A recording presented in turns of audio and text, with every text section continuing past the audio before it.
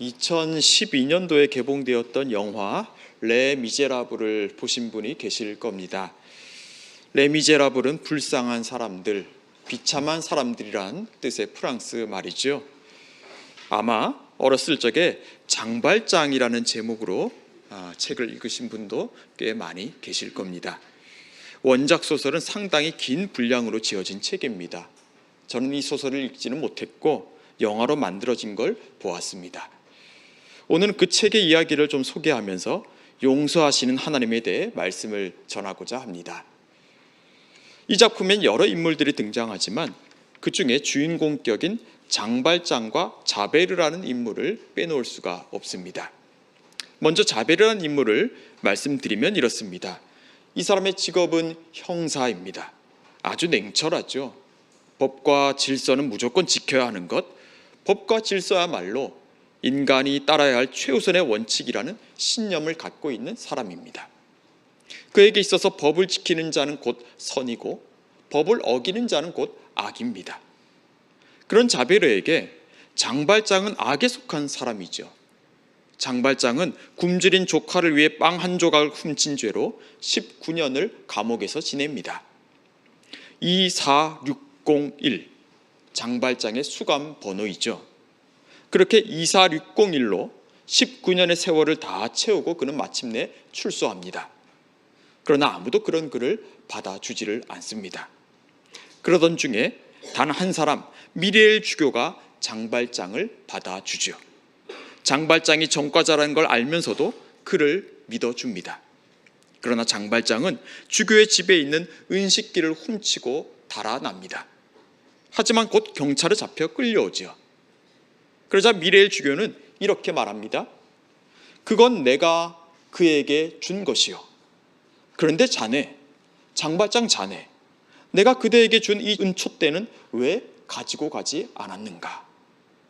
미레엘 주교는 위기에 처한 장발장, 이 수세에 몰려있는 이 사람을 구해준 겁니다.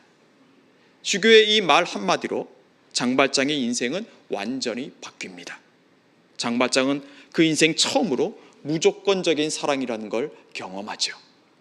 그때 이후로 장발장은 새 사람이 되어 자신의 이름을 마들렌이라는 이름으로 바꾸고 한 마을의 시장이 되어 살아갑니다. 정직하게 일하며 가난한 사람들을 돕고 여러 사람들로부터 존경을 받죠. 그런데 이 형사 자베르는 저 마들렌 시장을 계속 의심합니다. 그 얼굴에서 예전 장발장의 모습이 언뜻 보였기 때문입니다. 수감번호 24601. 저 마들렌 시장이 장발장이 맞다면 마들렌은 지금 여러 사람들을 속이고 있고 끝내 불의한 일을 저지를 게 분명하다는 것이 자베르가 가지고 있는 확신입니다. 왜냐하면 한 번 죄를 지은 사람은 결코 변할 수 없다는 것, 한 번 죄인은 영원한 죄인이라는 것이 그의 확고부동한 신념이기 때문입니다. 여러분, 이런 자베르에게 있어서 하나님은 어떤 분일까요? 자베르의 신, 자베르가 믿는 하나님은 법과 정의의 신입니다. 법의 잣대로 모든 걸 심판하시는 분이죠. 한 채의 오차도 없이 모든 것을 법과 규정대로 판단하고 실행에 옮기는 신이 바로 자베르의 하나님입니다. 그렇다면 장발장의 신은 누구일까요? 장발장에게 하나님은 어떤 분일까요? 말씀드렸지만 장발장은 미레엘 주교를 만나고 미레엘 주교의 용서를 받고 그는 전혀 다른 사람이 되었습니다. 우리 기독교에서 자주 사용하는 말로 표현하면 회심을 하게 된 거죠. 장발장에게 하나님은 용서의 하나님이십니다. 은총의 하나님이죠. 죄인, 악인을 용납하시는 하나님, 그들을 구해주시는 하나님입니다. 용서와 자비의 하나님이 장발장이 믿은 하나님입니다. 바로 그와 같은 믿음이 실제로 장발장을 변화시켜 갔습니다. 그 자신이 은총을 입은 것과 같이 다른 누군가에게도 도움을 주고 은총을 나눠주는 사람으로 그는 살아가게 되죠. 자, 저와 여러분에게 하나님은 어떤 분입니까? 자베르가 믿은 하나님에 가깝습니까? 아니면 장발장이 믿은 하나님에 가깝습니까? 물론 우리는 다 장발장이 믿고 있는 하나님, 그 용서와 자비를 베푸신 하나님을 나의 하나님이라 말할 것입니다. 어떻게 자베르의 신을 내가 믿을 수 있냐고 우리는 반문할 겁니다. 그런데 오늘 본문의 말씀을 대하면 우린 정말로 그러한지를 되돌아보게 됩니다. 우리가 우리에게 죄 지은 모든 사람을 용서하오니 우리 죄도 사하여 주시옵고. 지난주일 말씀이었죠. 예수님께서 용서에 대해 말씀하시면서 드신 비유를 우린 들었습니다. 주인에게서 1만 달란트의 빚을 다 탕감받은 종이 100데나리온의 빚을 갚지 않는다고 그의 동료를 옥에 가두자 그 주인은 어떻게 하였습니까? 주인은 종을 불러내어 말하지요. 내가 너를 불쌍히 여김과 같이 너도 내 동료를 불쌍히 여김이 마땅하지 아니하냐. 그리고 주인은 그 종을 옥졸들에게 넘겨버립니다. 자, 여러분, 이 종은 자신이 불쌍히 여김을 받았다는 걸 알았을까요? 1만 달란트라는 엄청난 액수의 빚을 탕감받은 일을 그는 도대체 어떻게 받아들인 걸까요? 100데나리온 빚진 형제를 옥에 가두었다는 건 뭘 말하는 것입니까? 저는 이 이야기를 한참 생각해 보았습니다. 그리고 내린 결론은 이겁니다. 이 종은 주인이 자신을 불쌍히 여겨서 자신이 빚지고 있는 그 1만 달란트를 탕감해 준 것을 믿지 못했다입니다. 주인이 이 종을 불쌍히 여긴 것은 분명한 사실입니다. 1만 달란트를 전부 탕감해 준 것도 분명한 사실이죠. 그런데 이 종은 그걸 받아들이지 않았습니다. 주인이 말은 그렇게 나에게 하고 있지만 정말로 그 엄청난 액수의 빚을 거저 탕감해 주었는지에 대해 이 사람은 의심했습니다. 라고밖에는 이 이야기가 설명이 되지 않습니다. 그러지 않고 이 종이 주인의 은총을 믿고 받아들였다면 고작 100데나리온의 그 동료를 옥에 가둘 수는 없는 일이기 때문입니다. 자, 이렇게 보았을 때 우린 스스로 돌아보게 되죠. 나는 어떤 하나님을 믿고 있는가? 나는 은혜와 자비의 하나님을 믿고 있는가? 아니면 법과 원칙의 잣대를 가지고 평가하고 판단하는 하나님을 믿고 있는가 하고 말입니다. 그리고 그 물음에 대한 대답의 기준은 오늘 우리가 어떻게 살고 있는가? 오늘 나는 무엇을 선택하고 살고 있는가입니다. 내가 누군가를 정죄하고 또 그런 나를 정죄하고 판단하고 있다면 우리는 하나님을 은혜와 자비를 베푸시는 분으로 믿고 있지 못한 것일 수도 있습니다. 자, 자베르와 장발장 이야기를 조금 더 해볼까요? 이 영화를 보면서 가장 기억에 남는 장면이었는데요. 혹 영화를 보신 분은 거의 다 비슷하게 생각하지 않을까 싶습니다. 바로 자베르가 자기 몸을 센강에 던지는 장면입니다. 스스로 목숨을 끊지요. 왜 그렇습니까? 그는 자비와 은총이 법과 규범보다 강하다는 걸 받아들이지 못했기 때문입니다. 은혜가 그의 신념을 흔들며 여기까지 찾아왔을 때 그는 그 은혜를 거부하고 맙니다. 그의 신념보다 은혜가 강하다는 걸, 그 진실을 그는 자신의 목숨을 스스로 끊음으로써 거부해 버린 겁니다. 자베르는 무장 봉기하는 사람들에 둘러싸여서 목숨을 잃을 지경에 처하죠. 그때 하필 장발장을 만납니다. 장발장으로서는 어떻습니까? 자신을 늘 의심하고 늘 따라다니며 괴롭히는 그 자베르를 제압하고 없앨 수 있는 절호의 기회를 잡은 겁니다. 그러나 그는 자베르를 그냥 놓아줍니다. 자신이 미리엘 주교에게서 받은 호의와 사랑을 이 원수와 같은 자베르에게 베푼 거죠. 여기서 자베르는 그만 충격을 받고 맙니다. 한 번 죄인은 영원한 죄인이라는 자신의 신념이 흔들리죠. 장발장은 더 이상 수감번호 24601이 아니었습니다.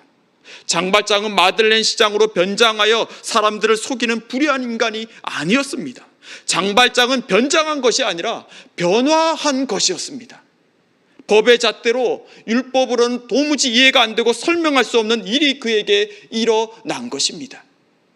그러나 자베르는 그 호의를 온전히 받아들여 누군가에게 전해주는 삶을 거부합니다. 용서와 은총의 힘을 그도 분명히 경험하였지만 그는 그럼에도 자신이 붙들고 있던 그 신념을 놓지 않으려 합니다. 이미 패배하고 이미 힘을 다 잃은 것인데 그것을 여전히 그는 붙들고 있죠. 그 결과는 죽음이었습니다. 용서와 화해의 은총을 거부하고 받아들이지 않는 자에게 임하는 그 어두운 현실을 그대로 보여주는 장면이죠. 성도 여러분, 저와 여러분이 하나님의 이 은혜와 은총을 받아들일 수 있기를 바랍니다. 저 골고다 십자가에서 일어난 저 한 사람의 죽음이, 그리고 무덤문을 열고 일어난 그 부활이 바로 여기 오늘 나를 위한 일이라는 것을 받아들일 수 있기를 바랍니다. 이걸 받아들인 사람만이 나에게 해를 입힌 그 사람을 받아들일 수 있습니다. 그러나 이걸 받아들이지 않는 사람은 결코 그 사람을 받아들일 수가 없습니다. 우리가 우리에게 죄 지은 모든 사람을 용서하오니 우리 죄도 사하여 주시옵고 라는 말씀은 무엇을 말하는 것입니까? 이 말씀을 원문 그대로 직역하면 이렇게 옮길 수 있습니다.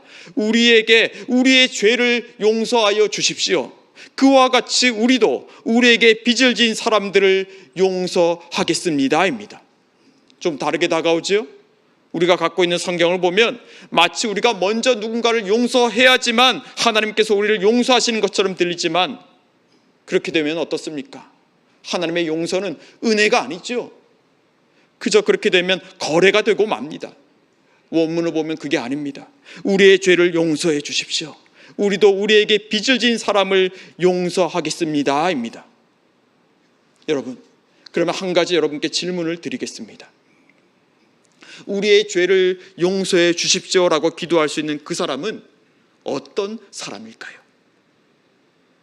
일단 자신이 죄를 지었다는 걸 알고 있어야 하겠죠. 내가 지은 죄가 무엇인지를 알고 그 일 때문에 괴로워하는 사람이어야 이와 같은 기도를 할 수 있을 것입니다. 그런데 그것만으로는 부족합니다.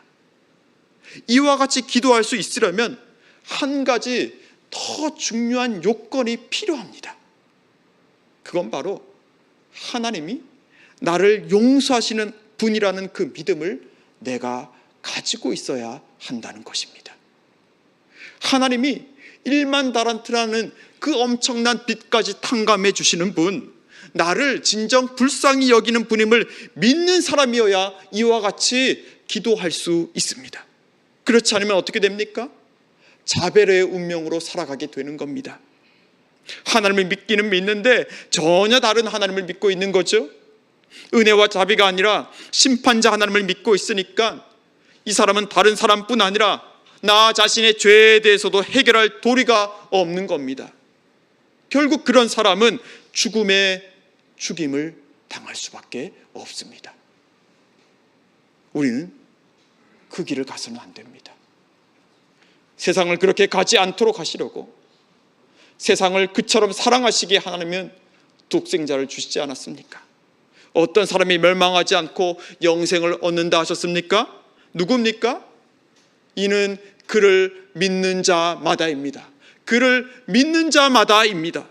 하나님이 그와 같이 세상을 멸망하도록 두시지 않고 영생을 주시기 위해 아들 예수를 내어주셨다는 걸 믿는 사람이어야만, 그 사실을 받아들이는 사람이어야만 한다는 거죠.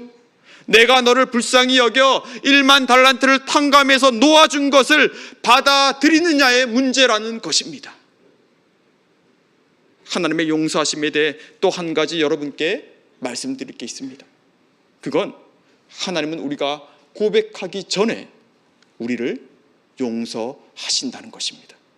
자, 여러분, 방금 제가 드린 말씀 잘 들으셨습니까? 뭐라고 했습니까? 하나님은 우리가 고백하기 전에 우리를 용서하신다고 했습니다. 이게 말이 됩니까? 내가 고백하지 않았는데 용서하신다고 합니다. 내가 고백하지 않았다는 건 내가 그 죄를 분명히 지어놓고도 하나님께 말하지 않았다는 거예요. 그런데 하나님이 용서하신다? 이게 가능한 일입니까? 그러나 우리 하나님은 그럼에도 용서하시는 분입니다. 이게 하나님의 놀라운 은총입니다. 그리고 우리는 지금도 그 은총 속에서 살아가고 있는 사람들입니다. 우리가 잘 아는 이야기죠. 누가복음 15장에 기록된 흔히 말하는 탕자 이야기입니다. 둘째 아들 아버지에게 자기에게 돌아올 그 재산을 다 달라고 하죠. 이건 무엇보다 아버지를 모욕한 겁니다. 재산은 뭡니까? 아버지가 돌아가셨을 때, 세상을 떠날 때 받는 것인데 지금 멀쩡히 살아계신 아버지를 죽은 사람 취급한 거나 마찬가지죠. 그런데 아버지는 아들에게 그걸 다 줍니다. 잘 되었으면 좋은데 며칠이 안 되어 그 아들은 그 재산을 다 탕진하고 말죠. 이 아들은 그곳에서 인간 취급을 받지 못합니다. 그러니 괴로워서 다시 아버지 집으로 돌아가기로 하죠. 누가복음 15장 20절과 21절 말씀을 제가 읽어드리겠습니다. 이에 일어나서 아버지께로 돌아가니라. 아직도 거리가 먼데 아버지가 그를 보고 측은히 여겨 달려가 목을 안고 입을 맞추니 아들이 이르되 아버지, 내가 하늘과 아버지께 죄를 지었사오니 지금부터는 아버지의 아들이라 일컬음을 감당하지 못하겠나이다 하나. 자, 아들이 아버지에게 자신이 지은 죄를 고백하고 있습니다만, 자, 순서가 어떠합니까? 아버지가 이 아들의 고백을 듣고 나서야 그를 받아들였습니까? 아니죠. 아버지는 처음부터 이 아들을 기다리고 있었습니다. 저 멀리서 누추한 꼴을 하고 나타난 저 아들이 보이자마자 아버지는 그냥 그에게 달려가지 않습니까? 그를 보고 측은히 여겨 달려가 목을 안고 입을 맞춥니다. 아버지의 용서가 먼저 있습니다. 아버지는 아들이 자신에게 죄를 고백하느냐 그렇지 않느냐에 연연하지 않죠. 아들이니까, 자식이니까, 죽지 않고 돌아왔으니까 무조건 받아들이는 거죠. 네, 그렇습니다. 하나님의 용서하심은 우리의 고백에 좌우되지 않습니다. 우리가 우리의 죄가를 다 알고 그걸 기억하고 빠짐없이 낱낱이 고백해야만 하나님의 용서하심이 있는 게 아닙니다. 하나님은 이미 우리를 용서하셨고 우리의 죄가를 지워주신 분입니다. 그런데 이걸 내가 믿고 신뢰하고 있느냐가 중요하다는 겁니다. 이 하나님의 놀라운 은총을, 이 하나님의 용서하심의 은혜와 자비와 긍휼을 내가 오늘 믿고 신뢰하고 있느냐 하는 거죠. 이 놀라운 은총을 받아들인 사람만이 다시 하나님께 엎드려 용서를 구할 수가 있는 것입니다. 이 은총을 신뢰하고 있는 사람만이 오늘 내가 지은 죄에 대한 저주를 주님께 맡길 수 있다는 말입니다. 사랑하는 성도 여러분, 그러나 우리는 이와 같이 넉넉한 은총을 베푸시는 하나님을 죄에 대해서 눈을 감으시는 분으로 오해해서는 안 됩니다. 죄를 못 본 척 하시는 분이라 착각하시면 안 됩니다. 여러분, 용서는 눈 감아줌이 아닙니다. 용서는 사실 죄에 대한 엄격한 지적과 책망을 포함하고 있습니다. 용서가 성립하려면 어떻습니까? 용서하기 위한, 용서받을 죄가 무엇인지가 명확하게 밝혀져야 하지 않습니까?